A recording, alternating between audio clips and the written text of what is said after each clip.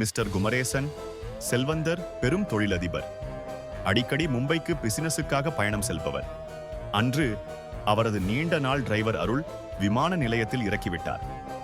பதிவு புத்தகங்கள் எல்லாம் சொல்கின்றன. குமரேசன் செக்-இன் செய்தார். பிளைட்டில் ஏறினார். தன் சீட்டில் அமர்ந்தார். ஆனால் அவர் வழக்கமான செல்லும் ஹோட்டலுக்கு வரவில்லை. இந்த மர்மமாக காணாமற் போன வழக்கை விசாரிக்க டிடெக்டிவ் திவாகர் நியமிக்கப்பட்டார். குடும்பத்திலும் வியாபாரத்திலும் முரண்பாடுகள் அதிகம்.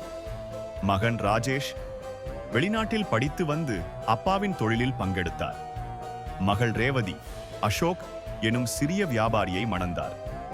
குமரேசன் அசோக்கின் கம்பெனியை வாங்கிய பிறகு அவர் பங்குதாரராகி முக்கிய குரலாக மாறினார்.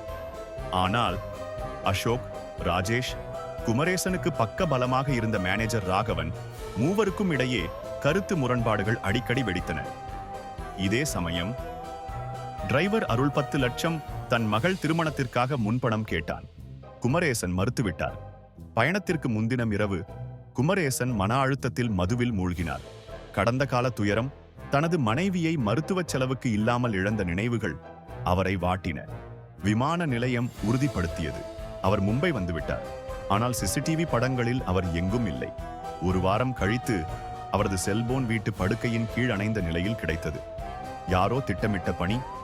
ஆனால் சில நாட்களில் அருளின் மகள் திருமணம் கோலாகலமாக நடந்தது.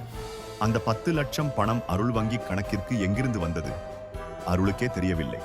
விசாரணை தீவிரமடைய டிடெக்டிவ் திவாகர் அசோக் சனிக்கிழமைகளில் அடிக்கடி போகும் நைட் கிளப்பையும் அங்குள்ள நண்பர் அனந்தராஜையும் கவனித்தார். முடிவில் உண்மையை தட்டி எடுத்தார் திவாகர். தொலைதூர பண்ணை வீட்டில் கைதியாக வைக்கப்பட்டிருந்தார் குமரேசன். அங்கே வெளிச்சத்துக்கு கொண்டுவரப்பட்டார் குற்றவாளி அனந்தராஜ். அவர் யார் தெரியுமா? அசோக்கின் முன்னாள் காதலி கீதாவின் அண்ணன். பழைய விரோதம், பழிவாங்கும் எண்ணம். அசோக்கை பிளாக்மெயில் செய்து சிக்க வைத்து பேராசையால் பணம் பறிக்க திட்டமிட்டார். குமரேசனிடம் கையெழுத்து பெற முயன்ற போது அவர் வற்புறுத்தலின் பேரில் அருளின் திருமணச் செலவுக்கு 10 லட்சம் அனுப்பியதும் இவர்களே. ஆனால் திவாகரின் கூர்மையான விசாரணை அனைத்தையும் வெளிச்சத்துக்கு கொண்டு வந்தது. குமரேசன் உயிருடன் மீட்கப்பட்டார்.